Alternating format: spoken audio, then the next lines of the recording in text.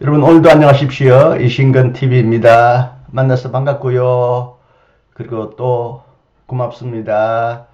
한스킹의 명저 그리스도교를 조금씩 나누어 설명드립니다. 이신근의 책 읽기 오늘은 13번째 중세 로마 가톨릭 패러다임 573쪽부터 646쪽인데요. 그리스도의 패러다임을 전환을 보여주는 이 도표 중세 로마 가톨릭 패러다임 빨간 색깔로 표시한 이 패러다임 오늘로서 드디어 이 패러다임을 마치게 됩니다. 다음 시간에는 종교개혁 개신교 패러다임으로 넘어가니 기대해 주시고 또 성원해 주시길 바랍니다. 11. 로마 가톨릭 패러다임의 위기. 교황이 세계의 지배자에서 무력한 인간으로 추락하는 과정이 급격히 진행되리라고 차마 누가 예상할 수 있었으랴. 누구에게 책임이 있었던가? 세계 지배자에서 무력한 존재로 전락한 교황. 이 과정을 한 가지 원인만으로 설명할 수는 없다. 성직자 정치를 고수하던 교황직은 쇠락해가는 체제로 여겨졌지만 민족 국가들이 된 독립적이고 자주적인 나라들은 흥융하는 흥융하는 체제로 등장했다.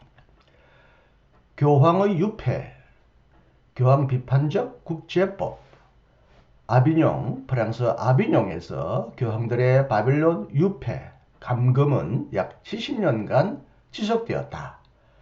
14세기 교황들은 교황 비판적 국제법학자들 안에 기반을 둔 반대파의 저항을 갈수록 더욱 각오해야 했다. 교황의 무료성, 본디 한 이단. 이 교설의 기호는 정통신앙이 아니라 이단적이다. 교황이 오류가 없다는 이 교리는 이단적이다. 교황의 무료성 교설은 점진적으로 발전된 것이 아니라 13세기 말 이단 혐의로 고발된 한 프란치스코 수도사에 의해 갑작스레 만들어진 것이다. 이 수도사가 누군지 이름을 밝히지는 않고 있습니다.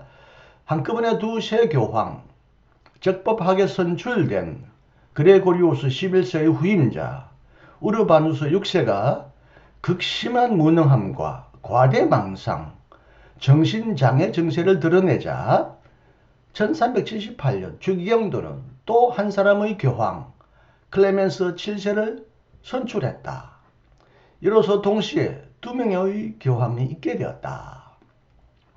서방의 대분열. 그리스도교 세계는 아비뇽 지지 세력과 로마 지지 세력으로 분열되었다. 양측 추기경들은 1409년 두 교황을 폐위하고 새로운 교황 알렉산더 5세를 선출함으로써 교회는 하루아침에 새 교황을 갖게 되었다. 콘스탄츠 공의회는 삼위 교황 지배를 종식시키고 교회의 일치를 회복했고 공의회는 교황 위에 있다고 장엄하게 선언했다. 콘스탄츠 공의회, 오늘날도 규범적. 콘스탄츠 공의회는 교회 분열을 마침내 종식시켰다. 그러나 공의회가 끝난 후 얼마 되지 않아 교황의 전제군주적 지배의 회복이 놀랄 만큼 급속히 이루어졌고 시급하던 교회 체제의 개혁은 좌절되었다. 교황들은 예전의 권리 주장을 되풀이했고 교황을 거슬러 공의회에 항소하는 것을 공식적으로 금지했다. 그러나 교황의 금령들은 교회 안에서 관철되지 못했다. 1차 바티칸 공의회 1870년 바티칸 공의회는 콘스탄츠 공의회를 무시하고 반대했지만 2차 바티칸 공의회 1962년부터 65년까지 개최된 2차 바티칸 공의회는 공의회 수의설 이념을 다시금 적극적으로 재평가하고 주교들과 교황의 동료성을 단호히 확언했다. 르네상스, 새로운 패러다임인가? 중요한 세 가지 통찰. 1. 중세와 르네상스 사이에는 중간 휴지가 없다. 2. 르네상스에서는 고대로의 열광적 전환이 결정적 역할을 했다. 3. 르네상스는 그리스도교의 사회적 테두리 안에서 생성 발전했다. 르네상스를 삶의 모든 영역을 포괄하는 앞뒤로 경계 설정을 할 수 있는 하나의 시대로서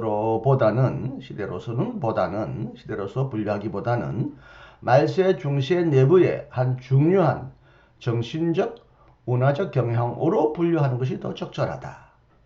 르네상스는 기나긴 중세적 시기의 언제나 과거 안에서 권위를 찾던 중세의 퇴행적인 황금시대의 특징적 현상이다.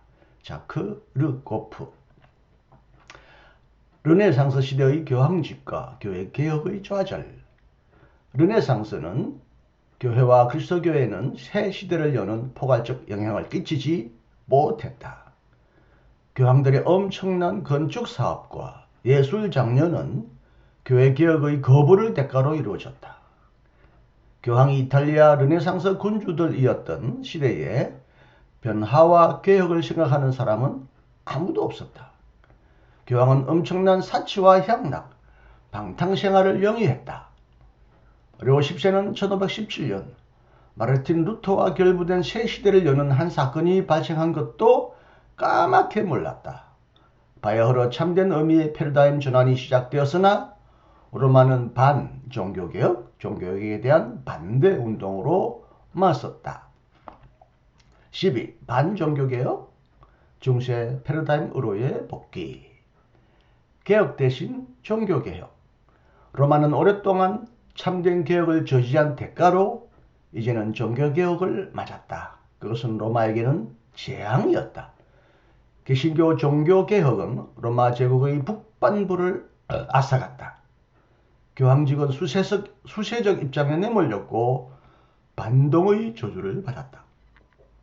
물론 중세 로마 가톨릭 패러다임은 강한 내구성과 저항력을 지니고 있었다. 종교개혁자들이 고대하던 로마 체제의 붕괴는 일어나지 않았다. 시간이 흐르면서 이탈리아와 스페인을 중심으로 꼴지어진 지중해 가톨릭 그리스도교가 형성되었다. 가톨릭 개혁은 어떻게 일어났는가? 가톨릭 교회에 영향을 끼친 것은 종교개혁이 아니라 종교개혁 이전의 개혁의 열망이었다. 가톨릭 개혁의 발원지는 스페인이었지만 이탈리아에서도 르네상스 교황시대에 가톨릭 개혁의 토대가 놓여졌다. 교황 바오로 3세는 세 가지 조처를 통해 로마의 개혁을 끌어들였다. 1. 개혁파의 지도자들을 주기경단에 불러들였다. 2. 교황에게 순종 의무를 준수한 예수회를 인가했다. 3. 트렌트 공의회를 개최했다. 이것은 전적으로 교회의 자발적 조처가 아니라 유럽 강국들의 정치적 계산이 큰 몫을 했다. 쇄신이냐 복고냐. 가톨릭 내부의 개혁운동이 개신교와의 대결에서 결정적 영향을 받았지만 근본적으로 이 운동은 자신의 이념을 성서, 특히 바올로 스관과의 씨름에서 얻었다. 이 운동은 종교개혁과 마찬가지로 의인, 어렵게 인정을 받는다. 칭의, 이른바 칭의. 십자가 신학, 눈에 보이지 않는 교회 등의 문제를 깊이 파고들었지만 성사적이고 교권제도적인 교회의 고수를 강조했다. 콘타리니 추기경은 1541년 레겐스부르크 종교 토론회에서 이중의화 교서를 가지고 밀란 히통과 합의를 이끌어냈지만 개혁파는 목적을 달성하지 못했다. 종교재판이 재조직되었고 이단 협의를 받던 콘타리니는 죽었다. 트렌트 공의회도 완전히 보수 노선으로 선회했다.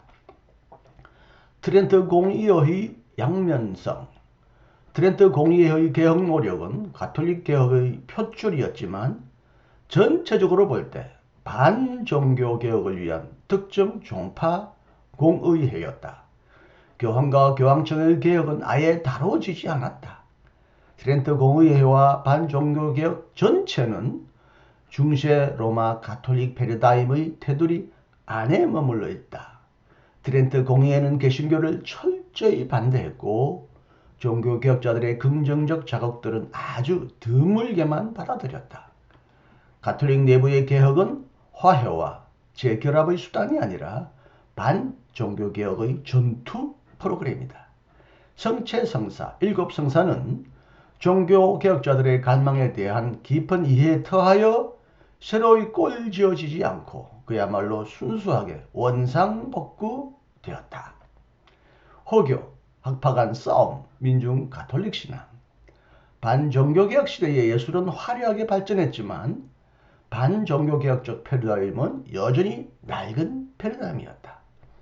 개신교와 비교할 때 로마식 패러다임은 보수적 종파였고 국제적이지 못하고 오히려 크게 로마화되었으며 갈수록 교황에 대한 순종을 강요했고 성서와 전통, 교부들과 보편, 공의회들은 뒤로 밀려났고 그저 위협받는 교회 체제를 방어하는 데나 이용되었다. 신학의 근본 관심사는 스콜라 신학의 부흥이었다. 모든 것은 결국 역사적 호교로 귀결되었다. 그러나 민중신심은 메마른 신학과는 달리 다채롭고 활발하였다. 마리아 공경도 강화되었다. 13. 반개신교에서 반근대로. 공식 가톨릭 교회, 특히 로마는 오늘날 우리가 근대라고 부르는 것에 어떻게 대응했던가? 로마의 반동. 유럽 근대의 로마 가톨릭 패러다임은 갈수록 암흑의 유물로 여겨졌다. 중세의 쇄신 정신이 이제는 호교와 반동, 공의의 수위설, 영성주의, 종교개혁 패러다임, 갈리아주의, 얀센파와 아구스티누스의 은총론의 엄격한 해석, 18세기 국가절대주의, 19세기 세속주의에 대한 반동의 정신으로 변해버렸다. 로마 가톨릭 패러다임은 17세기부터 18세기에 극심한 위기에 처해 있었다. 로마 가톨릭 패러다임의 동료의 한 몫을 한 것들은 다음과 같아. 계몽주의, 절대 군주 시대의 교황은 정치적으로 하찮은 존재로 전락했다. 개신교 제후들의 가톨릭으로의 개종은 매우 드물었다. 개신교 신자 박해는 국가에 큰 피해를 안겨주었다. 종교 재판은 크게 약화되었다. 교황 중심주의는 격렬한 비판을 받았다. 예수회는 계몽주의의 압박을 받게 되었다. 스콜라 신학이 해체되었다. 중세적 교회법도 비난에 봉착했다. 그러면 로마는 어떠했던가? 세상사에 대한 로마의 영향력은 극도로 미미했고 시대 조류에 깊이 휩쓸려 들어간 세대와 대화하기를 계획적으로 회피했다. 혁명 후 세상 복구. 로마와 교황청은 근대의 모든 정교와 발전 과정에 반대했다. 주권재민 사상과 입헌 민주주의, 관용, 인권, 종교, 양심, 집회, 출판의 자유에 반대했고 새로운 과학, 역사적 비판, 생물학적 진화론도 반대했고 심지어 막 생겨난 철도, 가스 조명, 현수교도 반대했다. 로마교회는 모든 변화를 고집스럽게 거부했고 자유주의는 철저히 반교회적, 반성직자적 성격을 띠게 되었다. 중세적 반종교개혁적인 가톨릭교 요새는 힘을 다해 반근대적으로 확장 정축되었다. 1854년 교황은 마리아의 무염 시태, 이른바 마리아는 원죄 없이 예수를 잉태했다 혹은 원죄 없이 태어났다, 무염 시태를 장음하고 경사스럽게 교회로 확정 선포했다.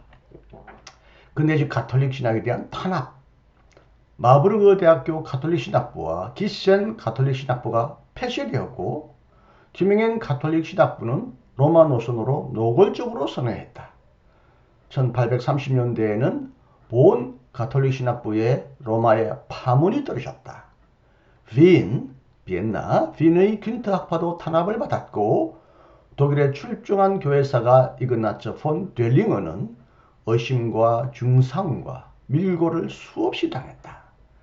근대에 대한 총체적 단죄, 자유주의적 성직자 단체, 성서협회, 비밀 결사들만이 아니라 전반적인 인권 자체, 즉 양심, 종교, 출판의 자유, 사회에서 거행된 결혼, 범신론, 자연주의, 합리주의, 무관심주의, 자유방임주의, 사회주의와 공산주의도 단죄되었다.